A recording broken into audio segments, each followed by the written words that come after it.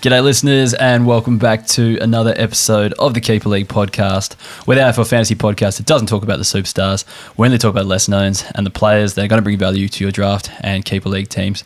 My name's Hef and I'm joined by my co-host Kays and Dossy. How you going, boys?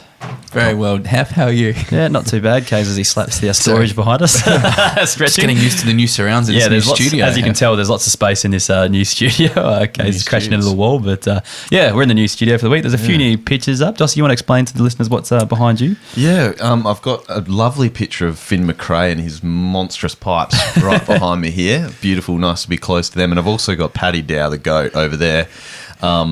Obviously, he's going to come back in the side soon and score well. We know that. It's weird that you're in like VFL corner over there. Yeah, we've got two G4 players now, Conor, and you've got a few VFL players there. So they'll be joining the illustrious ranks of our Andrew Brayshaw and Ben Keys over there very soon, boys. All right, but we do have a new studio. We've got a couple new cameras as well, so things might look a bit nicer on the streams as well, and the social content if you're checking those out. But boys, how'd you go in your Keeper League teams and your home leagues this week? How'd you go? Dossy, we'll start with you. You're in a different home league to us, but how'd your team go? Just got another dubs, mate. Chalk it up. And how many wins is that now? I think I'm 4-2, so yeah. I mean, I've come, because this is a startup keeper that I'm in, I came out the blocks and tried to, like we always talk about, you can win immediately in your keeper. It doesn't matter when you win. So I've gone immediately for the sort of a bit more veteran heavy lineup. But I drafted Zach Merritt, and that's obviously was hurting for a few weeks. But back in, captained him on return, and got the big dubs. That's good to hear. And Kays, how'd you go? You had a big score as per usual in our league. Yeah, mate, 6 in the zip. Game's easy. Yeah, no, it's a bit disappointing. It's a bit hard to actually see. Who was your top scorer of the week? Cullen Mills. Yeah, of course. Nice to have Cullen Mills 162. Max Gorn did well as captain 119. I had seven ton scorers. I even carried Jarman Impey's 15 and still got a what did I get? 1764. Yeah, that's not too bad. I had I think just over 1500. I'm 4-2 after a league mate told me I should be embarrassed by publicly displaying my keepers on Twitter. I beat him last week, and now I'm 4-2. So anyway, one handy trade in there netted me Tom Mitchell for basically free. So, had to give up Rochelle, but it's nice to get a gun like that in your side to score each well. So pretty happy with that. But speaking of guns, the gun grooming product for men, MANSCAPED. All right. Look, this is the last month of the Testicular Cancer Awareness Month, which is in April, obviously. So, last week to jump on there, use our code KEEPER20 and, help contribute to that great cause. So, a portion of every sale goes to testicular cancer awareness. So, if you're keen to jump on board that, make sure you head to manscaped.com and use the code KEEPER20, and that'll get you free shipping and 20% off. So, it's a pretty handy little deal there. So I'll just repeat that, Keeper20 at manscaped.com. That'll get you 20% off and free shipping, and support the sponsors. Supporting the sponsors supports the show, but also supports Testicular Cancer Awareness Month. So good little organisation there. Anyway, we might get stuck into the podcast. We were talking before the show. We're getting a bit dry on our players we haven't talked about before, so it might be a quicker one, but we'll wait and see. Let's get stuck into it. All right, into the first game. Dossy, you had a look at GWS versus St Kilda. Sure did. Pretty good game to watch this one as well. GWS trying to bounce back and get a win for a change, which they didn't. But Toby Green returned in this game, and it was probably our first look at what the midfield's going to look like as well. So all those players that we're talking about are 2G for P, so we can't really talk about it. But it was good to see the mix and what it was going to be. Just weird to see, Callan Ward still just getting a truckload of CBAs. We're not seeing too much of a change up, not a huge mix up. Tim Taranto getting bugger all, Stephen Conor getting bugger all. So, if you're owners of these guys that are guns, it's kind of like, where are they going? I just can't wait for Leon to get sacked. Yeah. Can Ken Hinkley get sacked first, please? No. His sacking has doesn't affect the fantasy community. Leon's directly affects it. Yeah, true. Fair enough. I'll call that. Well, it's going to be interesting anyway, just watching what happens from here. Like, they're in a pretty rough spot. They're going to obviously try and keep winning because they've got a team that should be, in theory, ready to win. So, going to be interesting. Watch those CBA numbers, I reckon, over the next couple of weeks and just see what happens with Toby Green back in the side. I reckon they're going to shake it up, but Anyway, let's look at the guys that we can talk about. I want to talk about a guy that I reckon we can safely give him 2G for P now, and that's Braden Pruess. You guys reckon 105. He's played 3 games now. All of them over 80 at least. Yeah, and that's just, 2G for P. He's clearly the best ruck there. And even playing with Matt Flynn in this one, he only had 13 CBAs. Flynn had 9. And he had 13 disposals, 47 hit-outs. A lot of ruck contests in this one. What was Flynn's role? On Friday night, I was actually in the State Library of Victoria drinking beers. Never thought I'd ever do that and actually have to have beers. So the wedding reception was actually in the State Library, inside the actual, where all the books are and stuff. It was amazing. Having a couple of beers in the library, mate. Yeah, never ever thought we'd do that. Nerd. Anyway, but yeah, so what was his role? Because I saw that Flynn actually still scored like 92. So what was going on there? Yeah, so there was just a lot of ruck contests in this game, which was kind of what made it easy. So Flynn had 30 hit-outs, Pruess had 47. Also, the other factor that massively helped was Rowan Marshall had a cork. I think it was like maybe halfway through the game or something like that. So he got a corky and they had to essentially in the last quarter, who I was going to talk about another guy who 2G for P, Josh Battle had to go into the ruck in this game in the last quarter. So that's why both rucks scored well. But Flinny was forward and ruck, but he was clunking them down forward as well. Like he had 4 marks, he kicked a couple of goals. So that's why Flinny was able to score as well in this game. They were having that forward ruck mix. But Pruess for me, he's clearly the number 1 ruck. Yep, I'm happy to 2G4P that one. Let's move on. Alrighty. Speaking of just continuing with the GWS players quickly, Conor Arden, he only scored 49. I want to talk about just because it was a weird role change, another Leon red flag. He was playing forward in this game, which I don't think I've seen him down there before. He actually looked okay. Like he was scoring okay, but he just didn't look comfortable in front of goal. I think he fumbled a couple of really easy goals where if you've played a bit of forward, you're probably going to be able to bag those. Then moved back into the defensive line later. So just another Leon thing. But yeah, I know there's a few Conor Arden fans out there in the keeper league. So seeing him go forward, it's just a bit weird. Just wanted to flag it. Finn Callanan in his second game only scored the 54, but really promising signs from him. He had 18 disposals, playing a bit of wing. Still had a bit more time on ground in this one, so 79% time on ground. But I really like the way he's going to look in the future, but more of that stash option. There's too many options right now at GWS, but another promising player. You guys have seen much of Callanan yet? But, obviously a big junior scorer. So yeah, saw him last week and got into the right spots, just didn't find the footy. Yeah. And I'm assuming it's just going to take a while for him to kind of build up that kind of natural game, but and get up to pace with the AFL footy, but it does look like he's got a lot of talent. Yeah, so second game, 7 contested touches, 18 disposals. I think he scored pretty good in Supercoach, so clearly sort of like has a bit of that polish. Do like the way he goes about it. Another player, I think he's one of your favourites I want to talk about, not performing too great, but Lachie Ash. I'm an owner. 44 points. Are you still fielding him, Case? No. Yeah. I don't think I've fielded him since round 1, if I'm honest. Okay. So he didn't do his tagging role in this one, didn't have any CBAs. And I actually wrote in my notes as the game was going on, I'm like, oh, this is a much more fantasy-friendly role for Ash. And then I check the score. I'm like, oh, man, he's still not doing it. Because what happened, they were playing Lachie Whitfield forward in this game to start with anyway. And he'd just do his roaming role. But that left the halfback line. Ash was on the halfback line. I'm like, oh, this could be juicy. It could be something going forward that he can sort of do better, but St Kilda's an easy team to score against in the back line, and for him to get 44, we spoke about it a bit pre-show, Hef, but you just reckon guys that if you don't have that consistent role, like we've seen Josh Battle, for instance, my boy, but he's played forward, back, wing. He doesn't know, he didn't know where to go. He's finally settled at the back line, trained there all preseason, and look what he can do. Do you think Ash just needs some of that consistency? Absolutely. That's, what all the players that kind of don't get a consistent role, they never seem to score consistently in fantasy. It's pretty, plain and simple. It's the guys thrown around a lot will be like roller coasters. So you need to kind of find players that are going to be playing the same role week in, week out. Ash just needs to settle on one, and I'm sure he'll be fine. But he's just not getting that at the moment. It's just thrown around. So that's my concern with him. On the Saints side of things, there's a guy that's been a surprising, fun little package for us to start this season. Jack Higgins, who's always on that, do you keep him or do you not? And there's always been the promise of midfield time, but I didn't see him scoring like this as a small forward. He's just bagging bags every week, 4 and 5 snags. In this game was outstanding again, and 2G for P.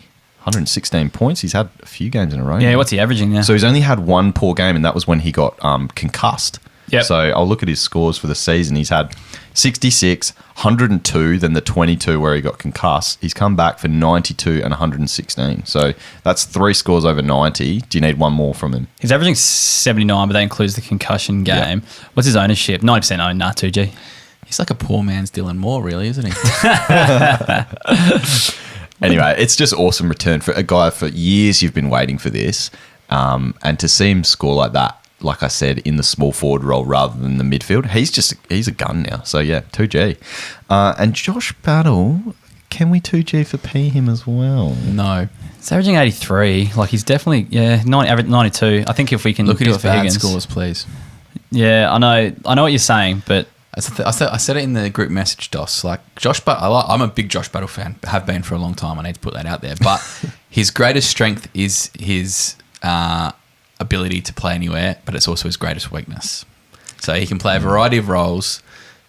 But he seems to be playing less of a variety of roles week in, week out. That's the thing. They've said that they're going to be more consistent with the role, and the only reason that he changed his role in this one to play ruck, which was amazing, by the way, he had 9 or 10 disposals in that last quarter and really drove the Saints home playing in the ruck. He got the post-game interview. He was that beast. I see him averaging over 80 this season, and as a back/forward DPP, you take that. One more week because they're playing Port this week. Beautiful. If he can't beat up on Port, he doesn't deserve to be 2G. I think defenders aren't going that well against Port. Well, there you go. This is a test. You have to wait and see. He might be ruck if Marshall's out. Yeah, true. All right. Well, yeah, speaking of that, I think I mentioned the ruck carnage. Paddy Ryder's back in next week, so probably not. Yeah, that's right. Just a couple more players, sort of those stash or just wait and see guys. Marcus Windhagen. I didn't really hear too much about him this preseason from the rookies coming up. 61 points in just 64% time on ground, and he's been getting some centre bounce usage as well. So he's kind of just surpassed. I haven't even heard anything of a guy that I've been a big fan of stuck in the VFL. He had about 90 on the weekend. Burns had 120 on the weekend. Yeah, so he's surpassed these guys in Ratton's sort of hierarchy for the young guys. So, but he's just got that nice big frame for a young player. So I really like the way he's gone about it. So it's going to be a bumpy ride. He might be in and out a bit, but long term, like next year and the year after, looking forward to it. Just on Bytel, I've got an ad drop this week that I've got to make. So we get one at different stages of the league in one of my leagues. Bytel is on the chopping block. Yeah. He's the one player on my team that goes out of a squad of 36. Rough scenes. You thought with Dunstan gone, it would be his time to shine, but others have stepped up. Gresham returning's probably been the big one. Yeah. Ben Long's just the last guy I want to talk about. With Brad Hill moving to more of a forward line mix of role, he's just stepped back into that sort of defensive line role. 14 disposals, 6 marks, 5 tackles. Just a good mix there. 7 intercept possessions. Pretty good game, but I wouldn't. 70 is kind of what you can expect from Ben Long. All right, let's move on to the next game, Kays. Western Bulldogs versus Adelaide. This was your game. It was. Not much from a keeper league perspective here. A lot of 2G, 4Ps, as you could guess, with the Dogs and the Crows. But a few I'll touch on quickly. I think Billy Frampton, he had 90 out in the weekend, and I don't think in my wildest dreams that I would have seen big, bad, bustling Billy Frampton as a AFL grade centre-half back, but here we are, and he's actually pretty good. He had 26 touches, 9 marks, and even a couple kick-outs on the weekend. What I've actually liked about him the last couple of weeks watching the Crows is he reads the ball really well across, half-back, can take a good intercept grab. Obviously very strong in a one-on-one contest just because he's that nice size. I'm just asking the question, do we genuinely need to take some notice of him? He's averaging 74 this year, and he's gone back-to-back 90s. He currently got back-forward status. Look, I know he's not going to be like a world beater, but, big guy, big centre-half backs can be pretty reliable scorers, and the fact that he takes a couple kick-ins can't hurt. He's a pickup for a stash option, I reckon. But cover option. But that's about it, I reckon. I wouldn't be wanting to field him, even though he's going well. Maybe even a loophole option. So that kind of thing. Yeah. But I still wouldn't feel great about starting him. Would you, Doss? Well, yeah, I didn't even know he was scoring that well. Yeah. I've got to be honest with you. I think he was good in the showdown too. So he's actually he's had 2 50s, 2 90s. I personally just think a bit of flash in the pan kind of thing. Personally, interesting. He's gone well. I'm enjoying watching him play. There's the clear role change though that's leading to more 100%, scoring. So 100%. He's a firm centre half back. Yeah. Now, much was made of the Jackson Haitley and for Rory Sloane into the midfield mix in the weekend, but amazingly, for the second successive week, the Crows only had 4 players go through their CBAs, which was Crouch, Keys, Laird, and Berry.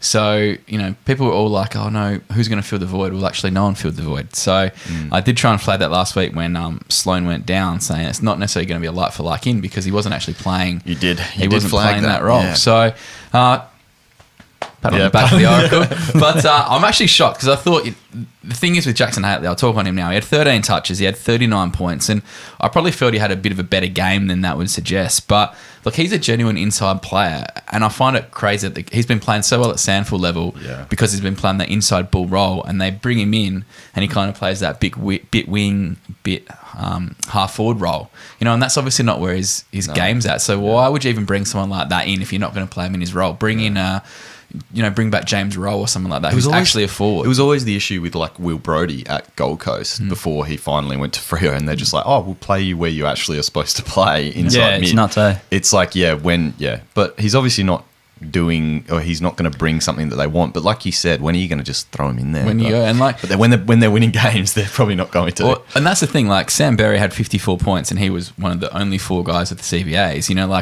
He only had 15 touches, and the big one was he only had 4 tackles. And I think I talked about this in the preseason. He gets bulk of his scores from +4s, and when he's not getting that, he's not going to score. Like, yes, he's got the role, but he's not a big accumulator of the footy. So you can't shake him on what he's doing in there. Like, he's doing his role well, and that's why they're playing him week in, week out, and the Crows are winning. So just a guy I wouldn't buy in just purely going on the CBA numbers. He's one of those guys who I do think they're a bit of a myth, even though I've been shot down a million times. But, you've still got to actually be able to be the player who can win the footy. And he's not one of those players. On the CBA's case, there's outliers, all right? It's not that they're a myth. There's outliers. That's the difference. Myth. Anyway. One player doesn't make it a myth. A handful of players don't make it a myth. There's outliers. It does. Anyways, move on. Lachie Schulz, quickly, 82. He looks super settled on that wing now. Obviously, we know Seedsman's probably going to miss most of the season. He's averaging 77. He's had a couple 80s and 4 70s on the wing. So I think that's just his consistent level. We have seen some big scores from him in the past. So I don't think he's got that massive ceiling, but pretty consistent there, which is good to see. And just one last one, Braden Cook. He's just catching my eye. He's not getting a lot of touches. Only 38 points on him. 38 points on the weekend, 12 touches. But he's one to get in the black books for next season. He passes my Lordman and Pank eye test. What's a Lordman and Pank eye test? It's an optometrist. So if they want to come on board and sponsor the podcast next season, he's not a flibbity gibbet. Sorry, I'm just trying to get used to the K's vocabulary, that's all. You don't actually know. This is how you build a brand and get sponsors on board. I don't know, man. Give them little ins. I don't have glass. I've got pretty good eyes. So do I. Never had to use an optometrist. Anyway. Like you don't watch commercial TV. He actually caught my eye last week. Cook. He's playing like half back at the moment, isn't he? Yes. That's where, so he's listed as a midfielder, I think, at the moment. But yeah, he's playing as a defender. I know it's only a 38. The week before, though, I'm with you. It's another one of our what's it? Oak hungry thirsty boys, I think. The hungry thirsty boys. No, I like the way it goes about it too. Yeah. Quickly on the Dogs, Taylor Dray had 73 points. Talked about him last week. He's just finding the footy really nicely, so I think he's great D4-5 cover at the moment, so just keep him in your plans. Stephen Martin had 72. Look, he was solid enough as a handcuff for singles owners, so at the moment that's all he is. And Robbie McComb had 53 points. He was the big, I suppose, classic bring in this week. He was okay in his debut, had 11 touches and missed, I don't know if you guys saw it, missed the easiest first ever shot on goal in a player's career. He just literally had to snap the ball over his shoulder and he hit the fat side of the footy, just went straight up. Snapping over your shoulder doesn't sound that easy. I reckon I'd battle with that. From 10 metres out. I think Still, if you're an AFL listed player, I think you'd probably get that done. But look, he was one of those guys who got himself in some good spots, probably just looked a bit overawed by the occasion of his first game. But look, I think with Hunter out for a while, he's going to hold his spot in that side for a few weeks' time. So keep the faith with him and we'll see what happens with McComb going forward.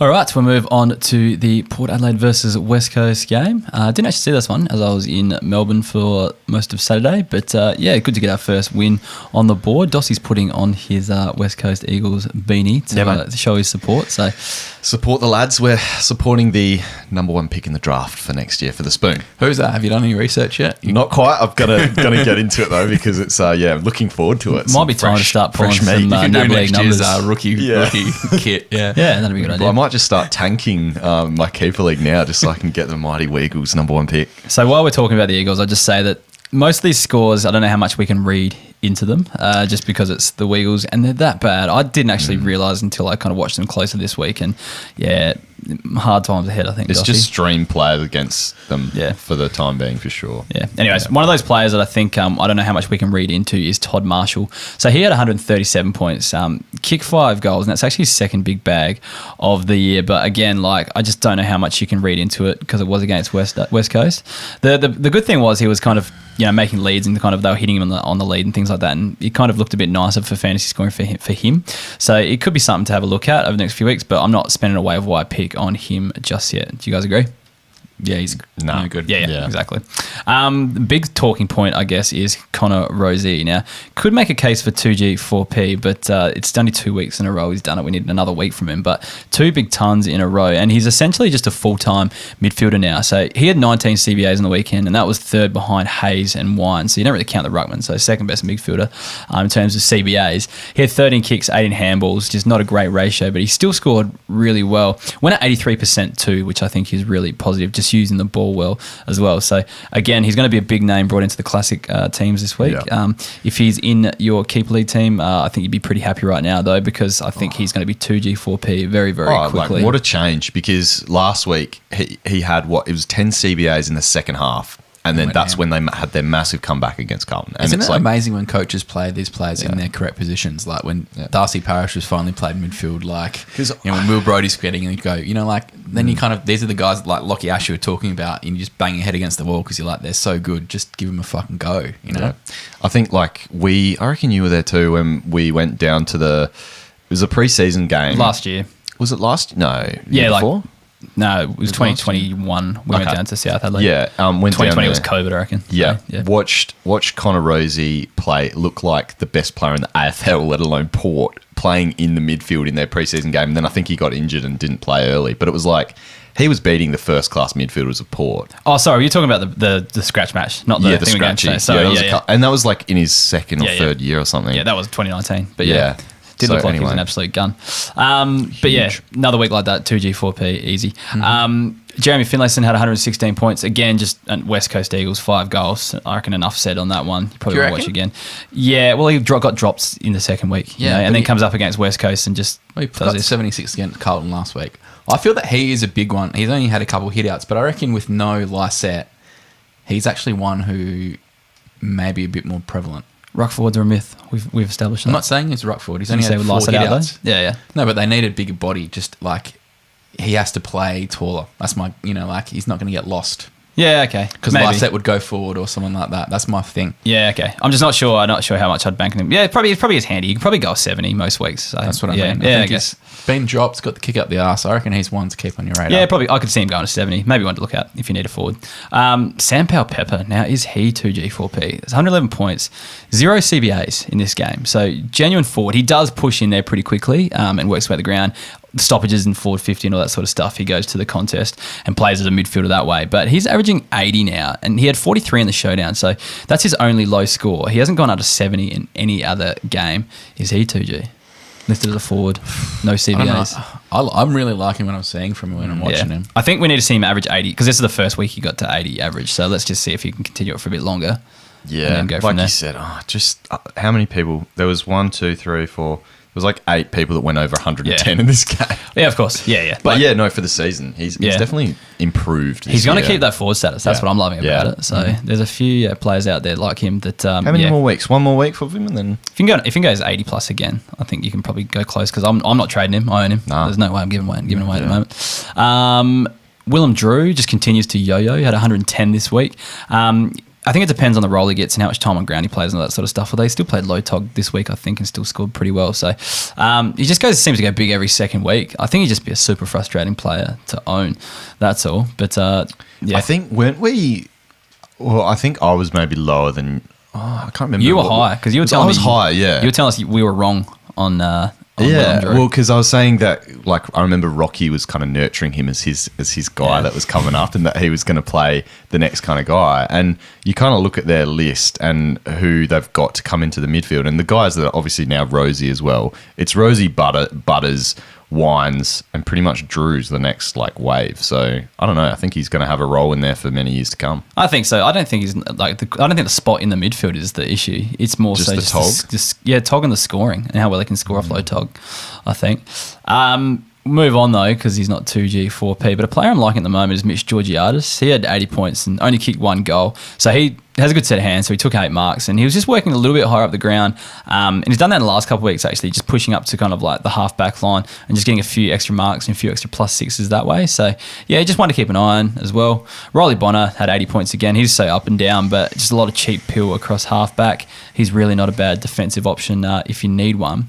And then Sam Hayes, he had 77 points, and this was on the back of 47 hit-outs. Now, he was on top in the ruck, but this is against West Coast, who are you even playing? Bailey Williams and Stanutica, is that how you say his name? Just field your rucks, vice captain them, whatever you need to against West Coast when you've got rucks. So Nank this week on the Friday night, you almost chuck the VC on him if you got him.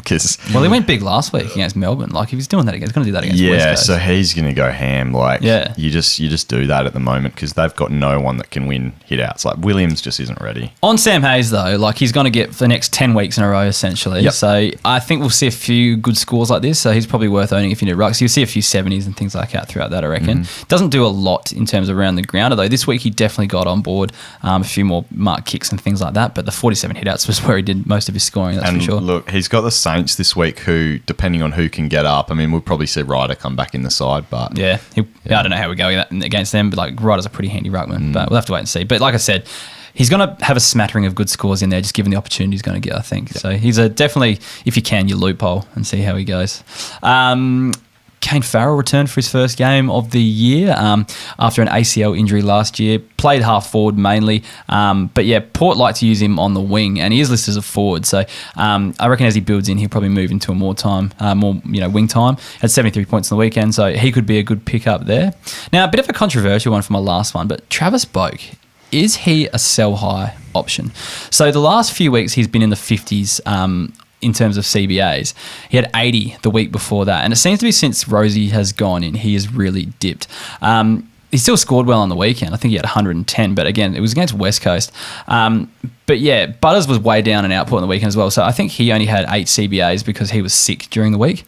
So they didn't really use him as much. So Boak kind of went back in there, but it was noticeable, and the commentators really talking about it, like, why has Boak for the last few weeks been starting up forward in the centre bounces and things like that. So I don't know, there just might be a little bit of a sign that there might be a changing of the guard, or it might be a bit of a decline for Boak. But again, they played West Coast, so I don't really know.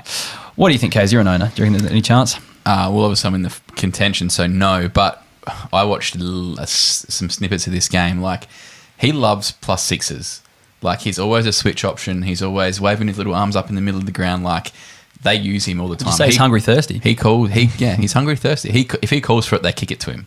Yeah, so true. Like, he can play up forward, and he still might, score you an 80 or whatever it was, which is what he scored last week. Like, I don't think he would be, especially if you're around the mark. That's true. You want to bank some wins, but I love this take. Like, he's averaged 100 once before in his career, basically, and that's in 2019, and I think he did some pretty good work in 2020 as well, the COVID year. But yeah, 105 is his best average in 2019. The dude's like 33. I know he's an ageless wonder, and he just keeps getting better. He's like Port's the Brady at the moment. No, it's more so, I just don't see him scoring this highly for the whole season. That's all. So I love it, yeah. If you could get something decent he'll for average him 100 this year, easy. Yeah, maybe. Yeah, he will. Depends what he he can get, obviously. But that doesn't really matter. It's more like, what does he go from here on? Because, like, if you're trading him now, what are you going to get from him now? You know what I mean? I'm more than happy to hold. Yeah, I think he'll definitely average 100 because he's had, like, some huge scores in there. Yeah. But, I don't know. Good to know that we've talked about 10 Port players tonight. I know, right? I saw the show. It's like last don't few take weeks, anything out of this game, but I'll talk about 10 Port players. All right, so go to the last few weeks and have a look how many Port players are minimal. It's just that so many went big this week. And there was nothing for West Coast either. So Patrick Naish, he had 78 points. Did this thing on the wing like normal. This is what he goes at these days. Listed as a forward. He's a handy option. And then Conor West had 72 points. He scored well, and I guess what's positive, he was definitely in the midfield mix. But there were times where he was just absolutely monstered by a few of the Port Adelaide midfielders and just, looked like he was a bit second rate. So I don't know. I think West Coast will persist with Conor West, I think, just because given the state they're in. Nothing to lose. But yeah, I don't know. Otherwise, I don't. If they are up and about, I'm not sure how it'd be going. That's all. Anyways, we'll move on to another game I did. Let's talk about Fremantle versus Carlton, and a player that we've loved for years on this podcast. Keeper League's own Lachie Schulz. He's actually averaging 98 from his last 3, so he's getting into 2G4P territory at the moment. But let's not get too far ahead. He did score 120 points on the weekend and did kick 3 goals. But he was always playing that connector role. He's getting really high up the ground and working back towards goals and just ending up with a few +6s and things like that. So I'm not sure I'm 100% sold on him, but looking at Fremantle just being a better side this year means he might score a little bit better this season. And I'm not sure how I'd go with him long term, but this season, whilst Freo are up and about, he could be a good handy option in your forward line. And I think he'd be available in a lot of leagues as well. So he's one I'm liking. Now, this is a serious question I never thought would be there. Is Blake Acres 2G4P? No. He scored 99 points. He's averaging 85 and has a wing to himself each week. It just doesn't change. He just starts in that wing. He goes 80.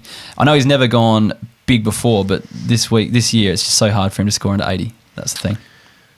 I don't know. I was just looking at who Fremantle have beaten. They played the Crows, the Saints, the Eagles, the Giants.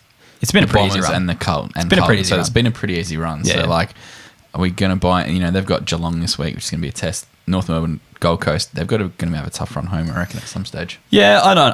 And that's my concern with some of these Freo guys. Like, yes, I'm loving, owning a couple of them, but, will the bubble burst at any stage? Are we worried about that with, these kind of out, like a Schultz who's never, consistent player. Yeah, that's a fair point. Acres who's obviously doing well when the team's going well. That's my concern. No, that's a fair point. I'd be happy to graduate him and give him a couple of weeks up in the 2G territory, see how he goes, and we can just bring him back to even work if he's not 2G 4P, I'm going to stop talking about him. For a while. That's no point mentioning he gets 80 each week. So yeah, he's in limbo for a bit. Let's give him 2G. Just let's see how he goes. Talking about him. Rory Lobb had 93 points, kicked 3 goals, but also went into the ruck when Darcy went out with the concussion in the last quarter. But I think you'll only miss 1 week with the concussion, so.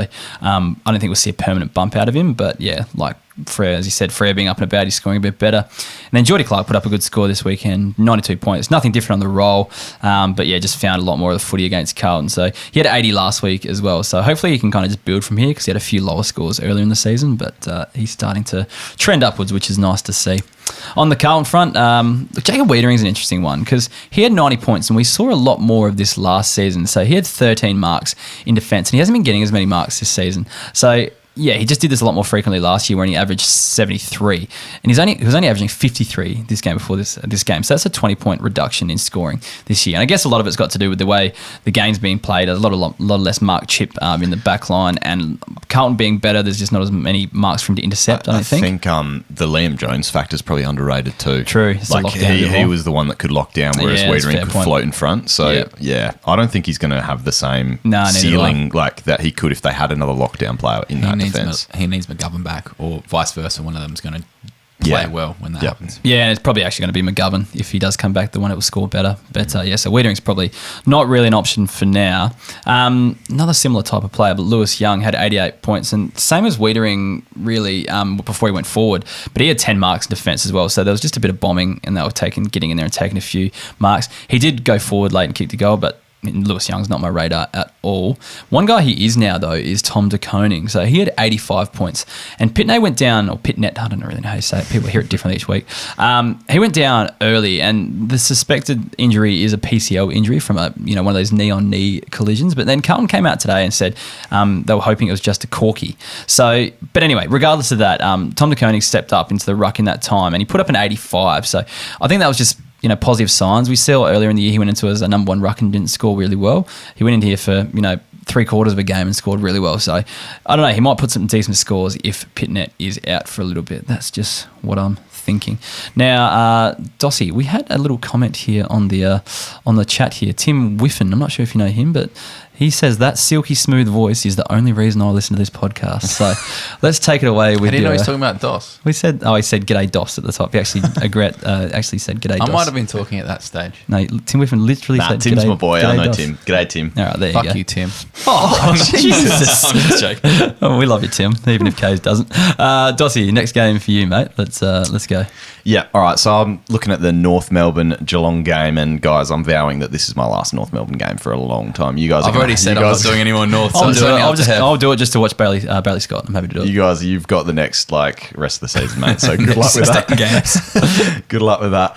God, yeah, it's not a fun time watching him. So just for a bit of context, I think last week I made the worst trade in my classic career and brought in Jaden Stevenson. Ooh, it was a stinker. It was a stinker. Jaden Stevenson, and then he gets illness and misses the game anyway. So didn't get to watch him. So that was the only reason I wanted to watch this game. And yeah, he didn't play. So anyway, let's talk about some of the notes on this game. And that was Tom Stewart. Actually, I know he's 2G for P, too good for the podcast to talk about, but him playing on a wing kind of opened up a few roles down back. So O'Connor was kind of playing more in defence in this game rather than doing much tagging. But the prime mover down there was Zach Tui, who I think is also a little bit too good for the podcast. But he had a monster score. But the lack of Tom Stewart in the defensive 50 is going to kind of help a few people. And a guy like Zach Guthrie, gee, you'd love him to come into the side right now. Please. Here we go. But anyway, I think the only guy that might be worth talking about in that sense, and I never like talking about him because he's sort of in and out of our teams all the time, but Tom Atkins, if Stewart is going to be permanently on a wing, he scored an 80 in this game. He's always that 70 to 80 kind of guy, but, he's worth maybe looking at if Stewart's going to play on the wing. I caught snippets of this game, and it always seemed that he was just bobbing around in the back pocket getting the, last line, so he's around the mark. Yeah, it's not a great name to talk about. No, I don't like talking about it. I don't think I will. He scored 80 as a ceiling against North Melbourne, so that's probably what you're going to look at. All right. Other than that, looking on the other side of things, there was a few interesting things from the North Melbourne side as well. So with no Hall, we kind of expected Luke McDonald, and he was the man back there. But you talked about Bailey Scott. He's still got that role, and even though he didn't score great in this game, we're going to have Bailey Scott and Luke McDonald just mopping up back there unless they bring in some more names. So the big thing was Zeeble. We thought he might come back there to help out, but he kept playing forward. So he even with Zerha in the side, he still played forward. Scored a 72, and I think it was UK's maybe or Hef. You were like, sell high. It was me. And you still have opportunity given he scored 72. If nobody caught the game, they might be saying the scores are still okay. The thing is, you had to have not watched him for 3 weeks because he's been playing forward for that long. Just jump off quick if you can. I know it's probably too late. You're probably not going to be able to. Does he have back forward status? He will get it. He hasn't got it now. Yeah. But he will get it. Yeah, pure defender. Yeah. Anyway, stocks are going down if he's going to continue to play forward in this team, which it looks like they're going to persist with it.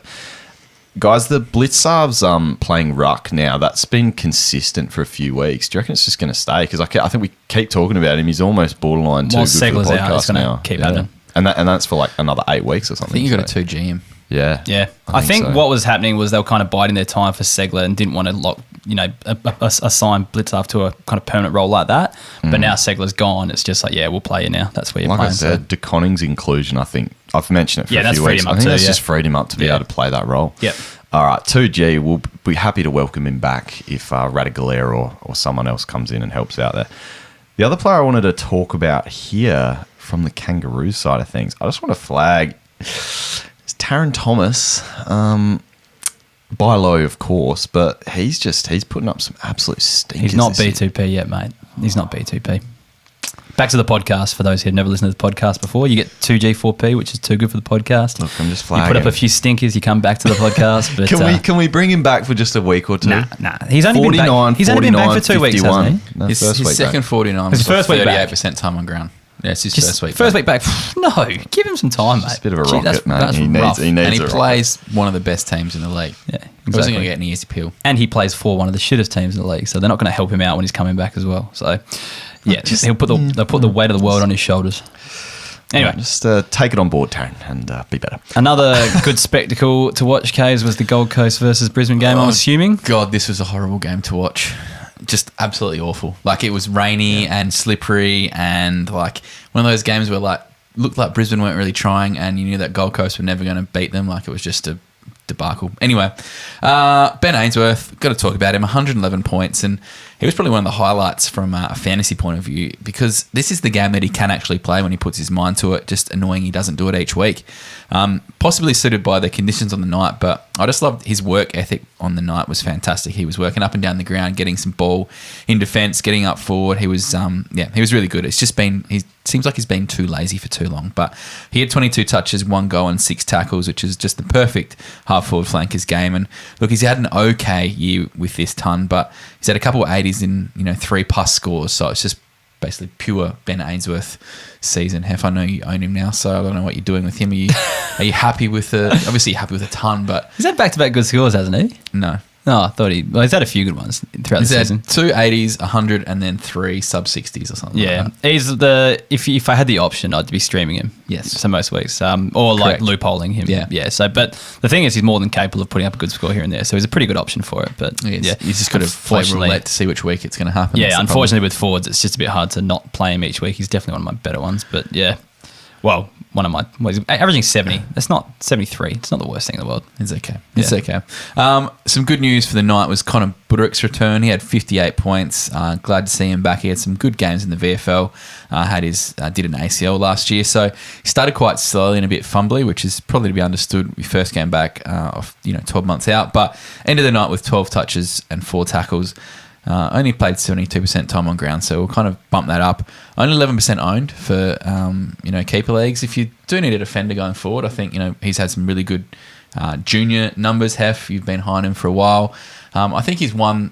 Gold Coast still aren't going to be pushing finals, so I think they're going to play some of these guys to get more experience, and they seem to like Burick.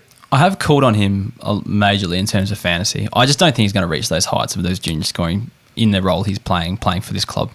That's all. But I still love him as a player. I think he's going to be fine. I think he's just a smaller kind of guy, so he needs a bit more time to develop. That's my gut feel. I hope you're right, because I do love him, but I'm just not sold. That's fair enough. On to the Lions. Link McCarthy had a 110. Classic good Lincoln McCarthy game. He's either scoring a ton or a 50. There's no in between with him. Look, he works really hard. A guy you'd like to have on your team in real football, but kicked the 1 goal, 22 touches, and just chipped around for 11 marks. Just one of these guys, you know what you're going to get yourself into. Just a genuine forward. Charlie Cameron's pretty similar. He had 97 points, and it was a tale of 2 halves for him, which I was acutely aware of as I fielded him in my home league side this week. He had 20 points in the first half and then backed it up with a 77 in the last. So Boom. 4 goals will do that, but that's once again Charlie Cameron at his best. You do know what you're getting into there. The guy I really want to talk about is Kadeen Coleman, though. He had 87 points, and there was so much hype about him in the preseason being the new Grant Birchall, the new main man coming out of defence, and obviously he got injured in the preseason. We never saw him. Dane Zorko went back and has kind of filled that role, and everyone was worried about, oh my God, has he stolen Coleman's role? He has not. Kitty was really solid in his first game back. 15 touches, 8 marks across half-back. For reference, Zorko only had 13 touches and 56 points. So, I think you've got to believe the hype. The hype's real. They like Coleman. 51% owned as well. So get on him now. Back forward status, you could not get a juicier player at the moment. I was talking earlier about the ad drop in that league, my Dynasty League, so he's available. He went undrafted this season, which I was unaware of. Actually, no, sorry. I did know that he went undrafted. It's just that he was injured at the start, so no one took him, and I need players playing early. Yeah. But he's one I'm hoping slides to my pick 5, I think it is. So, yeah. I reckon maybe 2 of the top waiver pickups for this week in this game. So Coleman, clearly. There's one player you didn't actually talk about that. Look, he's probably one of my least favourite players just in general, because he's taking the roles that I want for my boys. But David Swallow had 29 CBAs in this game, which was second. Mm-hmm. No, it was just behind a few of the other regulars in there. But that's not the role that he's been playing this season, and he's actually got defender status in AFL Fantasy, the AFL Fantasy format, not in Ultimate Footy. So in your AFL Fantasy format, if you're playing draft, your keeper's on there. He actually, we didn't mention him in the waiver pod, but he's probably an option if he's going to continue to play in the midfield. It's gross, but he's got defender status, and he scored an 80, and he had 19 contested possessions in this game. Yeah, it was easily his best game. Yeah. There's no doubt about that. Even Rao was good-ish. I think you've broken Fiorini again, Doss. I don't know what's happened there. He had Low 60. Tog again. Mate, Stuart Jew's broken 66% him. time That's going. not Doss's fault. Get him out of there. He's the next Will Brodie for wherever he goes. So just some club, buy him low and he'll go 110 at his new club. I believe that. Yeah. And a quick West question. Coast. Quick question for you lads: who's the better ruckman out of Darcy Fort and Oscar McInerney? I didn't see the game, but for Who do the you reckon? games, Who's a the games I've watched, it's flip a coin for me. I don't know. And then guess what? Fort and McInerney are averaging The same. McInerney's averaging 67, Fort 64. Yeah, I would have said pretty similar. Each week they've a lot of people were similar. hot on McInerney at the start of the year, but Oh, it's Rucking in tandem that's doing it. rucking for in him. tandem is a killer. Yeah. Yeah. And I don't think that's going to change because it seems to be working for the Lions. Fort's So, probably a little bit better up forward, I guess. 100%. But yeah. I like there'd be a few people who kind of backed in Omac at the start of the year, going, Yeah. "Yep, I reckon he's on the." He was on an upward trajectory, but they are absolutely loving the. If the two you ruckmen. would you say like say you're a rebuilding side or something like that, and you were one of these people that's super high on a McInerney, would you buy low in the next say month while this is happening? Because Hipwood back in the side later in the year, right? Yeah. When he comes back in, they're not going to roll that many tools. Yeah, because then they'll probably keep McStay. Oh, McStay, In. yeah, 100%. Because So his trade we- value at the moment, You know, is if you're like astronomical. you're not doing it because he's doing terrible, but if you're like bottom of the league and you're looking for a ruck, would you just throw an offer out there? I for don't mind McInerney? it, Doss. I don't mind that Sherlock option. Dossy, I'd investigate that. Yeah. Definitely. Good point. On your Sherlock Dossy. All right. Is Patting on the back, patting myself on the back with that one. is that all for that game? I think That's it it, might be. yeah. All right. Dossy on to Richmond versus Melbourne. Yeah, great. And just want to flag before this game, Dossy had a few beers during this game, so there was There might be an alternative reality. Were you as to seeing what's double going on Jake there. Boweys? well, we'll get to him a little bit later. Surprised he but didn't have 160. What I will talk about though, just quickly, is just talk about some of the Richmond scores, because I think a bunch of the top scorers were their defenders. So defenders just went absolutely ham on Melbourne this game, but there's probably a bunch we need a 2G, I feel, because I don't think we've done it yet. All right, let's take him off. So Nick Vlosten, 131, 2G for P. Needs 3 games, although he's going to get it. So Should we just, yeah, so you want to wait another I'll wait game? one more, but we he's going have to? He's going to get No, there. you don't have to wait. No, It's we can just too go good. literally go Nick next week. If he goes big again, we just go Nick Vlosten, 2G4P, move on. That's all we do. So no All right. Bashahuli though. Looking at this, like I think you guys had him a fair bit lower than me in your defender ranks. Absolutely, but- you were way higher. I was high, and you were right. And Yes. even I'm probably a little bit lower. I think I had him 29th ranked defender. But yeah, I mean, he's a bit of an, like he's 27, so it's not like you're going to have him forever. But Still got a lot of good footy ahead Yeah, of there's him. still plenty of good Yeah. footy. So pretty fantasy friendly role. Nathan Broad, I was like, when Vlosten comes back, this guy's dead. Trade now. Tunned up in this one. I still... It's funny though because he had a bad game the week before, or like an average game and the week we've lost before. him. And like inside. I said, just defenders against Melbourne, they just absolutely feasted in this game. So, you know, just take it with a grain of salt. But another ton for owners that were bold enough to field him He's after last so week. close to he should really be 2G, but because we just got to can't, investigate can we? this We a need- bit further, this Vlostone situation a little bit further. Yeah, if he goes like 80 plus again next week, we can't deny it. But Yeah, it's can't. been a bizarre scene. But yeah, this just probably shows you how defensive friendly this game was. I think they had, Melbourne had like 64 inside 50s, which was 20 more than Richmond or something like that. So it was just in there all the time. 89 points for Josh Gibkiss, who... Has he got over 30 this season? Yeah, so he's been Yeah. a very low scorer. So he Yeah. managed 12 marks, 18 disposals. And he was a guy, you did a fair bit of rookie research into Gibkiss and you were thinking maybe not a fantasy-friendly scorer, but good to see in his first year managing to do that as a defender. Just needs the ball bombed on his head all day. Yeah, He might put pretty some much. good scores up. Let's get on to Melbourne, guys. Okay. And there's one player that we need to talk about again. So Effie, we had a tweet come through on the weekend. Could you just give us a readout on that one? Shout out to @CryptoChook, but he wrote, I love your pod, but can the other bloke, which I'm assuming is Dossy, stop saying Bowey? For the love of God, please. 23 disposals, 8 marks, 8 intercept possessions, 2 tackles, 92 fantasy points. Bowie!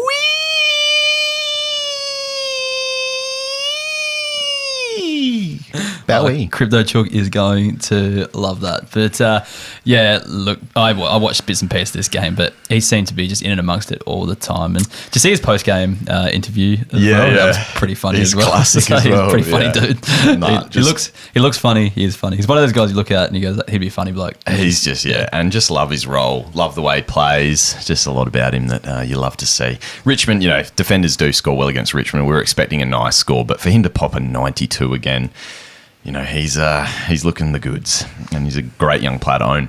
Another good young player that we can talk about, Tom Sparrow, 24 disposals, 3 marks, 4 tackles. I was kind of thinking, like I said, had a few bevies, so I was like, I better check the CBAs after this. Did he take a lot of that time with Viney out this week? I was like, oh, maybe he stepped in and had a few more CBAs. Nay, he had 4 centre-bounce attendances, still low time on ground for 68%, and yet he scored 95. So that's just really good signs for his role, I think. Just that he can still score in this role, and then going forward, he's the next young midfielder that we're going to see step up. We were talking about this on the waiver wire pod, though. I think the issue is that when he becomes fantasy relevant, he's not going to be a forward anymore. Yeah. So that's the big issue with him. We were kind of hoping he would pop this year a bit more. What if could they give him more time next year, and do you reckon he still kind of manages to keep it for next year? I think if he continues on this trajectory, you're keeping him next year regardless, because you'd hate to miss the proper breakout in his third year. Next year's going to be the breakout, yeah. Yeah, seems like it. All right. The Luke Dunstan factor, we've talked about it. I think we talked about it a lot in the preseason. There's a lot of arguments about Luke Dunstan. Yeah, I was more worried, I think, about him entering the side and maybe coming in for a James Jordan or a Sparrow. But no, they've done the right thing in 100%. Using the youth that they've got there and keeping on developing They haven't lost a game, so something's going right. And they've had Dunstan just as that backup protection, which they needed to use this week for Viney missing with health and safety. He scored 70 points from 17 CBAs, so yeah, didn't score great in this game despite it being pretty fantasy friendly. But I mean, Petrarca only scored 76, so if you take that with a grain of salt as well. But Dunstan's just going to be a streamer when one of the big midfielders, if they're out again. He played 70% TOG. He had 13 handballs of those 18 touches. Yeah, so he'll be in and out. Like, he'll be out of the side this week. That's what he does. Yeah, but definitely a little streamer when he does get a gig. I agree there. All right, so I think that's it for that game. So we'll move on to Hawthorne versus Sydney today on the Monday. First player I want to talk about, Jai Newcombe. Boys, 92 points. Is he too good for the podcast? Yep. Who would have thought? Yeah, no joke. He's kind of moved into that midfield, that real inside ball role. And what's interesting, I guess, like Mitchell scored well today as well, but they just kind of take him out of the CBAs for quite long periods or bench him for quite long periods as well. And then Newcombe just comes in there and racks it up. So, yeah. Smitch loves him. Yeah, definitely does. So he's one that needs to be added to the 2G, 4P. Fun to watch too, like as an owner. If I'm not an owner, but I'd imagine as an owner, he's fun to watch. He just does a lot of little things and just where he is all the time. Yeah, he's got that aura about him. He does mostly at the bottom of the packs, but yeah, he loves it. Anyway, Finn McGuinness, 72 points. Came back in this week, and we don't talk about this guy very often, but he usually plays on a wing and just runs all day. Now, what kind of intrigued me is pre-game that Sam Mitchell was just kind of talking him up, saying he's worked hard to bring himself back into the side and just wanted him to work hard. Apparently he's got a big tank and they wanted him to use it. So, and what I did notice, he was running deep into both ends of the field and scored a 72. So listed as a forward, if he still becomes one of Sam Mitchell's favourites, he can play each week. He might put up some good scores. This is a forward as well, so he might be an option in your forward line if you need one. Now Maxie Lynch, he looked so good early. I think he was on about 50 at halftime. I think 48 at halftime. I think it was. Yeah, I had a victory lap tweet ready to go. Yeah, of course you bloody did. And yeah, did some awesome things and was kind of good in the contest early. He was taking the ball at the ruck, getting a few kicks and things like that, but only managed 64% time on ground. Only ended up with 42. So what's that? 4 points. 52. Sorry, 52. Sorry, so 4 points in the second half. So he just looked so gassed towards the end. Like Laddams was just like running around him and getting little +6s while he was just trying to chase him. So yeah, and Nash was spending a fair bit of time in the ruck to cover as well. So yeah, I don't know. It's hard because I just don't think he's got the tank. But he has missed like 5 weeks or so as well. So he hasn't he's had COVID, he's had concussion, he's had he literally has not been allowed to do anything. Yeah, so we might just take a little bit to get into it. Melbourne versus Hawthorne next week. Yeah, but that was my concern pre-season, which is why I gave Reeves the nod ahead of him, because I think he was just kind of more more equipped, to actually play a full game in the ruck. But when Lynch is playing, he scores well. When he's not gassed, he's scoring pretty well. It's just he needs to do more time. Really keen on Lynch. I think Lynch season just comes a bit later this year. As long as he can get fit and run out games, he'll be right. The other two, they've got no rucks left, do they? Still, Ned Reeves is out for a while. Yeah, so is McAvoy. McAvoy's out for ages, so yeah. Speaking of rucks, though, Peter Laddams, 107 points. Just kind of felt like he was unopposed in the ruck all day versus Lynch and Nash, and was really good around the ground as well. Just, get on the end of handball chains and taking marks and stuff like that, little +6s there. But I'm just still worried what happens when Hickey comes back. But it's great signs for future owners. I think it's going to be hard to capitalise on him with this forward status though, I think, as well. Because I think if Hickey comes back, he'll decrease in scoring just like he did when he was rucking in tandem with Lysett at Port Adelaide. Next year, he'll probably be ruck only. And probably won't score as well. So it's a bit unfortunate, but it's good to see him putting out the points now because he's a super handy player to have. Can I just say, you mentioned someone, I don't think you got him here to talk about, but do you reckon against Sydney's a quality outfit and it's tough to pretty score against in those midfield roles, but do you think Conor Nash as the backup ruck to Lynch, given that he's scored well as a midfielder in the past and, he's not going to be trying to win too many hitouts even though he managed 4 in this game, do you reckon he's worth that punt that you thought, you were pretty high on him as a midfielder? If he's going to get that chop-out ruck especially when Lynch is playing low time on ground. The thing is he's been doing it for 3 or 4 weeks now and we haven't seen the scoring improve. He's been, playing this amount of ruck? Not about this amount, but he's been doing the backup role. And what did Nash score today? I don't think it was high. No, it was 59, but I'm saying against an easier opposition, not next week's with Melbourne. Nah, I just don't. I personally don't see it. He's averaging 5.4 hit-outs a game. Yeah. So he's doing this kind of similar. He's in there a lot. Yeah. Okay. His CBA numbers would be interesting to look at, but he's in there a lot more than you think. Yeah. As a ruckman, not as a midfielder. Yeah, right. Well, he's in as a midfielder too. Like, it's a bit crazy, but... He just stands there and waits for the ball to... Yeah, well, he just really stands there, waits for someone else to grab the ball, and then he just bullocks, tackles them. So that's how it generally works. But I'm not sold on him. I thought he'd be getting a lot more kicks and possessions and things like that, but he's kind of just there as an enforcer. 13 CBAs this week, which was only 2 less than Tom Mitchell. There you go. Jeez, that low, and Tom Mitchell's still turned up. So I guess that's kind of good signs for owners, but imagine if he was getting it. Anyway, I'll dabble with that just because Lynch isn't the ruck. Like, they've been rolling, some way more ruck time, so I'd be interested in that. Anyway, moving on to more Sydney players. Chad Warner had 104 points. He was really quiet in the first half and then had 73 points in the second half. Just needs to be more consistent, I think. And speaking of guys I love to own. Oh, yeah, true. I actually do own him in a couple of leagues as well.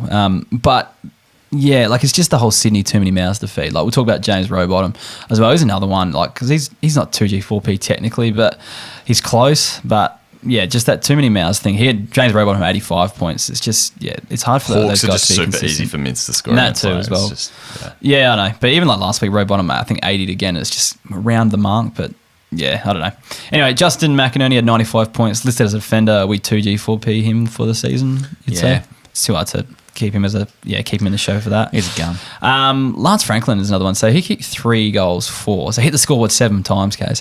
Almost as many as Max King. Oh, wow. I didn't see that game. What happened there? He kicked 1 goal, 7. He hit it 8 times. Oh, geez, better than Franklin then.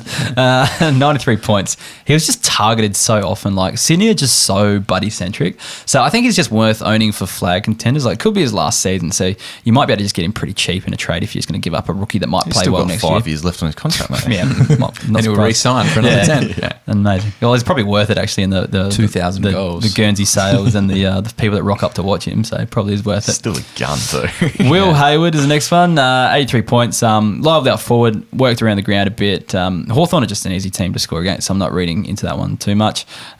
Nick Blakey, though, it was of sorts a return to form, just the usual halfback role, but he took probably 1 or 2 more intercept marks this week and just kind of bumped his score up to that 74 points that he scored this weekend. So still not as high on the lizard as it was earlier, but he's still going to be a handy kind of D4, D5 if you've got him in that spot, given that kind of everyone seems to bat pretty deep with defenders this season. But Nick Blakey's still on him. Thought I'd just mention the score this week. Last game of the round, Kay, is your Bombers versus Collingwood. No, you don't want to talk about this one. You're shaking your head. I can. It's not much really to talk about. Just talk about some of my favourites. Nick Martin, Dossy, he's the man. I think he's actually our best player. He's a gun. Genuinely. Parrish can have 40 touches. Zach Merrick can be the highest paid, but I think Nick Martin's actually our best. He's just clean, good decision maker, always has time around the footy. Had 22 today, and I've always got time for class. Question. We're both high on him, right? He's got centre forward status. Do you reckon he keeps it 1? And if he doesn't, what would you do with him as an owner? Is he a sell high? No. I'm keeping him. I just love the way he goes about it. And this is his first year. This guy could be anything at the moment. He's looking like a class above for the amount of footy that he's played at AFL level. he's looking. I don't know who to compare him to. I know somebody today, like I mentioned to you guys, compared him to Pendlebury with the amount of time that he has when he gets the footy, the amount of just +6s he gets as well. He can just mark at will. He knows where to run. He just knows where to go. He's currently playing more of a wing role though, isn't he? Yeah. So does he get more CBAs in the future, do you think? Because I just don't love wingers for fantasy. That's why I'm thinking maybe. But I think he's like that rare mix of like the player that I keep thinking of, and it's not, they're not similar sort of frame or anything like that, and he's probably slightly different, but like a Mitch Duncan who can just rack up like 8 to 10 marks, or like Whitfield 8 to 10 marks on that role. Like I think that he's got that scope in him to do that. Yeah, fair. If you're comparing to players like that, I do like those players. So yeah, I'm sure you do. They're good at football. Surely he can perform in a similar way. I wouldn't be trading. Honestly, I probably wouldn't be trading for anything. I just love him that much. Like where's he come from? Like, I just can't believe it. The waffle. He just looks awesome. Another one of your gentlemen, it's Sam Durham. He had 73 points today. I really liked him today. Looked really good, especially early on. Really good runner, has a genuine crack, 17 touches, mid only. I think he's going to be one that's going to be great for a full year's experience. If we're looking at down the barrel of 1 and 5 and another finals miss, I think, they're going to just, boys, Martin, Durham, these kind of kids, just let him play. I want to wind back the clock to our pre-season because you were a Durham doubter. I was a doubter. I'm happy to say. Happy to say. You're on happy board. to admit. Love but he just has a crack, and I love it. I love those boys who have a crack. A guy who I'm not sure if he does have a crack or not. It's Jai Caldwell. 64 points from him. I have genuine concerns. I know they've been brought up recently on this podcast, but I'm just not noticing him out there much at all. Like, I always get a bit annoyed that him and Perkins look exactly the same, and 1-6, 1-16. But it always ends up being Perkins who's doing the good shit, not Caldwell. Like, he's not actually impacting the game positively. He's doing his job, I suppose, but he's not doing things that are going, oh man, he's going to be a great player. He had the least TOG for any unsub bomber out there today, about 71%. 3 straight scores in the 60s. It's dangerous times. Biggest red flag for me was Stringer was out, Merritt was out, and he still didn't play midfield like at all. Yeah, he's playing a lot forward. He's probably going to get forward status though. Yeah, I was shocked he didn't in the fantasy format. So he must have only just missed out, I reckon. He's not even fieldable at the moment as a forward. Yeah.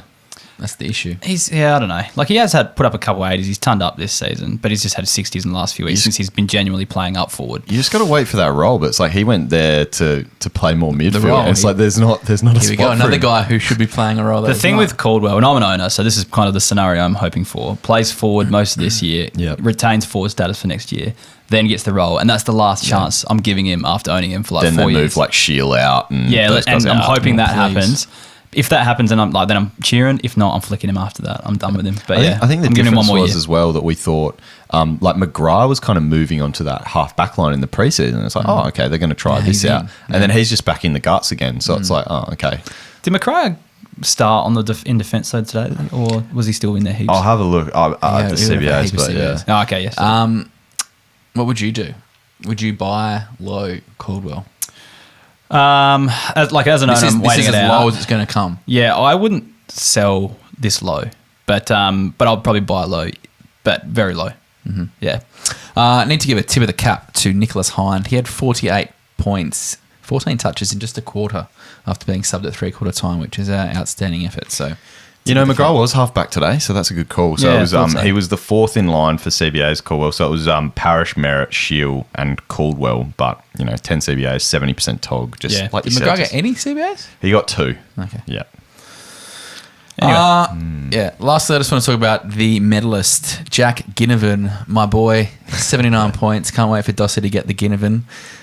Still petitioning for that. But who was the guy that had the score over 80 this week? Who was it? I've got no idea what you guys are actually talking about. I'm not listening. I'm on another wavelength. Okay. Look, he was really today. Sorry, he won the medal. Sorry, yeah. I thought you said I'm waiting for Dossy to get. What was that about? Yeah, I don't know. Yeah, I don't know. Someone scored under 80. It's Dye's hair. Yeah, okay. Sorry. right. That's it. Yeah, cool. Sorry. I thought you meant if Dossy won a medal, he would. Yeah. Anyway, sorry. Sure, if Dossy wins a medal, he can dye his hair bleach too. It's right. Yeah. Look, he was really good. Obviously deserved it. 5 goals. I don't know why he gets such a bad rap. I think he's fucking great fun to watch. Yeah. He's got a lot of pizzazz. The good thing about him, the goals he kicked were clutch and basically all went straight through the middle. So I love to see that. Like, he just looks like he knows what he's doing. He's up to the level already. 12 touches, so obviously not a big possession winner, and 79 points as a small forward. What do you reckon he is going forward, is my question. Like, if I own him, I've got him as a rookie in our league, I'm just going to stash him for sure. Super happy with him. But in most other leagues, what can you see him becoming a midfielder? Can you see him becoming like a Bowey-esque, genuine fantasy stud, or is he like a proper long-term small forward from what you've seen? From what I've seen, I think he's too dangerous up forward for him, isn't he? I don't know. Yeah, kicking 5 snags in this biggest stage early in your career. Yeah, But what can he evolve to? Can you see grandeur? Not just yet. But I'm willing to be. I'm happy to be. There's the sort of guys you'd love in your team. Though you love those like forwards that are going to keep forward status forever. Like, he's going to always. If he's a Toby Green, that's what. Yeah, I mean, Toby Green gets more midfield clock though, doesn't he? Like, he's only played 5 games. In his second year. But like, even with Toby Green, like he was recruited as a midfielder, played on half back in his first season, like playing a few different roles before he went up forward. Yeah, I don't know. I'm just saying, if you're interested, stash him, because I reckon he's just a really high quality player, and I think he's going to be tough to toss. He's one of those keeper league types that's going to pop up every now and then and score you some good win you a few games, things like that. So yeah, he's worth owning for sure. And that's it from that train wreck. All right, so that's the round rewind done for the week. While we are here, we'll talk about just some membership options. So yeah, basically, if you enjoy the podcast, you listen each week and enjoy the podcast and the product we give you each week, consider signing up and supporting us and becoming a member. In return, we'll give you access to all the bonus resources that we use week in, week out. That's including CBAs, kick-ins, scores for and against, projections, breakout tracker, and much, much more. You also get access to the pod, which is the classic version of this show, I guess. But yeah, each week we read out 10 gold members. I think, Kays, it's your turn this week. Read out the 10 for us, please. With pleasure. But before I do that, one of the things we do is the state leg numbers. Oh, yeah. And Dossy, just a little trudge watch this weekend. Oh, yeah. The trudge, 92. I love that. I looked at his stats. I was like, ooh, just having to check it. I do like to check my Carlton VFL for the great man on the wall. Paddy Dow, and yes, I do. How far off to scroll down to find 67 for Paddy? Is that a win? Yeah, look, that's a W. We'll take it. Okay. Anyway, I hope the trudge gets signed up. But on to our magnificent gold members.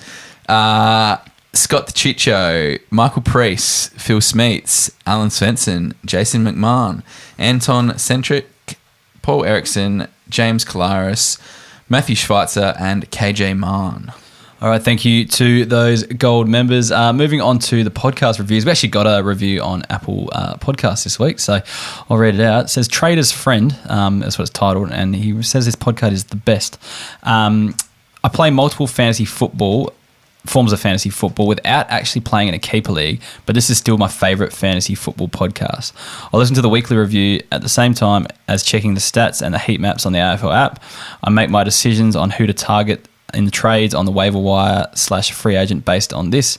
I'm addicted to Remedy Kombucha after you guys plugged it hard last year with the Remedy gut field calls. I don't actually know what Remedy Kombucha is. I don't recall talking about Remedy Kombucha at all. Never mentioned that name and never will. I support the pod with a gold membership, and I love the smooth ball calls and the smooth scrote goats. So yeah, we've got to bring back. Yeah, we've got to talk more about our smooth ball calls. I think. I remember repping Manscaped, but no, I don't remember anything about Remedy Kombucha ever. But anyway, thank you. Thank you for the reviews. Please jump on Apple Podcasts and hit the ratings on Spotify as well. Haven't checked how close I am to playing footy for a while, but I still think we're a fair way off, so we'll get into that next week. Anyways, let's move into the listener questions.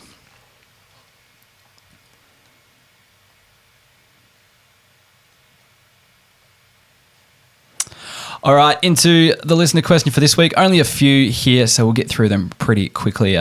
First one comes from @SimonEv with a bunch of numbers after that. Thoughts on Robbie McComb for the Doggies? See him holding down a spot in Bevo's side with Hunter out? And if so, what can you see him averaging? Kays, you're the one who had eyes on him. What do you think about Robbie McComb? More than solid enough for his debut game. What was it, 53 or something like that? I think he's going to be the one they stick with for a while Hunter's out. They got to give him a crack. He's been easily the Dogs' best player in the VFL for the last couple of years. So average this season at AFL level? High 60s. Yeah, that's what I was thinking. Anyway, move on. At Kang Daddy, evening Stallions. He always calls us Stallions, Kang Daddy. It's nice. The Big O, is he the real deal or is he like the female Big O and just a myth? I don't know about that, but anyway, where do you see his value for the rest of the season and beyond? I reckon, Kays, that was your game as well. We talked about this, We didn't talked about it. We could Yeah. buy low if you think he's going to still be all right, and maybe they drop for when Hip puts back later in the year. Another one we've already kind of talked about at Santa X. Where do you see Taran fitting in with Horn Francis, Greenwood added to North lists? There's also Jed Anderson to come back in, and it has me worried about his role. So, Dossy, you watch this one. Me personally, though, like I said in the round rewind, just give him some time. And I think you want him playing half forward, half midfield to keep that forward status for when he really goes nuts, uninterrupted with injury next year. I think you want him keeping forward status. So I think this year, if he's not getting the high scores and not getting the midfield time you want, I think it's probably a good thing. Yeah, look, I'm just a butthurt owner who started him in Classic and was very frustrated with 2 49s to start my year. That's why you wanted to B2 him. B2P him. Yeah, I did. I was very frustrated. Like Kay said, the second game, he was playing a fair bit more midfield. First game, he started on a half-forward flank, which was very scary. Then he had that 49, like you said, the second game in like half a game. So, like you said, give him some time, buy low rather than that. He's still going to be in their top kind of echelon of players in the next wave when they're ready to actually compete. The one that's more concerning, I would think, would be Hugh Greenwood. Like, he's 30, I'm guessing, around that age. Like, he's not going to be in North Melbourne's next finals team. So, like, is there a point in him playing? Well, they just need I think they just want to play some big bodies next to their I understand, kids. but for me, he's the first one out. Or first one who's going to be moved to play half forward permanently or something like that. Which he can play that role. So he can, but like that means you've got a midfield spot up for Taran. I was going to say, like, what happens with Anderson? That's the thing. It's like, I think you said he was injured on the weekend. Said on the AF website injury list he had 1 week hamstring. Yeah. So it's like, does he even, when he comes back, does he even get into that mix, that sort of thing? But they're just getting crushed. Like, yeah, I know. I think they'll just try anything over the next few weeks. So you probably will see Anderson and you'll probably see a few things happening. But yeah, what about if North Melbourne, West Coast, and Gold Coast all move to Tasmania? The coast. I don't know. The West Coast have got a few too many flags for that, mate. Come on. Yeah, perhaps. I think this one's directed at you, Dossy, at Munro Xavier. Am I the idiot for thinking about carrying Bowey over Hind, Impey, Lukosius, and Sard? I'm playing a keeper league where I can only carry over one player in each position. Is Bowey the one? Yes. Okay. Is at Munro Xavier Dossy's burner? I don't think it actually is. He does hit me up on the messages a bit, asking for a few different waiver wire pickup advice and stuff like that. So Doss doesn't usually listen to the waiver wire. Unless Doss actually values my opinion on that, so I don't think it is. At Ranger J87, Will Powell, is it time to move on or hold if you can? We're all pretty big Will Powell. I just haven't watched him for a couple of weeks, that's all. On those other guys, though, out of those, like, in all seriousness, I think Lukosius is the only one I'd like scratch my head and think about it. And even then, I'm probably still on Bowey. I might be just hot after his performance on the weekend in the last month. I'm still thinking mainly Bowey just because the Gold Coast factor for Lukosius is the only reason. And just getting thrown around in so many different roles. Like, who knows where he's going to end up. Bowey, I know you got Salem, I guess, coming in for Bowey, but at least you know he's going to be that halfback flank for like the next 10 years. So, yeah. You're all aboard. I'm on board. Maybe. Jury's out. All right, let's go back to that Ranger J87. Will Powell. I've watched him for a couple of weeks. Kaz, you've been watching Gold Coast a bit. He was nowhere near it on the weekend. Yeah, no good. I reckon it was Bowey that you said needs to get 80, by the way. It was. He got 92. Oh, sweet. So does that mean Doss is doing... Oh, no, it was because under he had to. Yeah. Oh, so he doesn't have to bleach his hair This like is annoying. Gavin. Anyways, all right, cool. Let's wrap it up. So thank you for listening for another week. Make sure you get around us on our social media pages, Facebook, Instagram, Twitter, YouTube, and TikTok at Keeper League Pod on all of those. Make sure you get around our sponsors as well at manscaped.com. Use Keeper20 for 20% off and free shipping. Also, if you enjoy listening to us each week, please sign up as a member. There's links in the description below. So, get on board that too if you're willing to support the podcast. Anything else from you, lads? No. Bowey! Farewell. We'll leave it at that. See you, people. Have a good week. I'm going to say bye this time, guys. I said no. I didn't know I was supposed to Bowey. He didn't technically say hi bye either. You just wrap it up so eloquently. Bowey. Bye. That's funny. All right. Cool. Let's stop streaming.